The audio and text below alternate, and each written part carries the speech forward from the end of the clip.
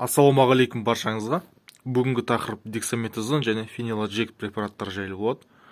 Бұл екі қос препарат ауыл шаруашылық малдарға, жылқыларға, көкпар аттарына, бәйге аттарына, басқа да жұмыс аттарына түрлі жарақаттар кезінде, буын аурулар кезінде, травмалар кезінде, артрит, артроз, басқа да аурулар кезінде және қара малдың тұяқ аурулары, ісік аурулары, улану кезінде міндетті түрде қолданылатын комплекс лечениеге кіреді бұл. Дексаметазон препараты бұл тез әсер ететін стероидты қабыну қарсы препарат.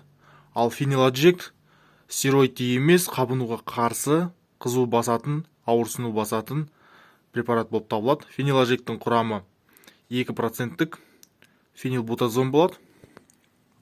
Бұл препараттарды малдарға қолданған кезде 3-5 күн қолдану керек, сонда жақсы нәтижеге жетуге болады.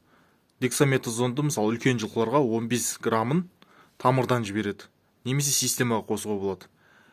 Егер ондай мүмкіндік жоқ болса, бұл бұлшықеттен де енгізе беруге болады. Ал фениладжектті жылқыларға 4 грамын 100 кг тірі салмаққа есептеп, сонда 200 кг шығатын жылқыға 8 грамм егіледі. Еттен немесе тамырдан жіберуге болады, немесе екі қос препаратты араластырып бір ішпеспен егуге де болады. Осылай лечение 4-5 күн емдейсіздер, жылқы аяғынан тұрып кетеді. Бір ескерте кететін жайт, бұл препараттарды 6-7 күннен артық қолдануға болмайды.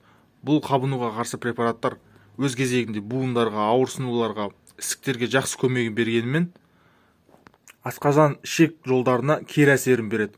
Ол жердегі тұрақты микрофлораны құртып, асқазан ішек жараларында ішінде ішек жараларын туғызады.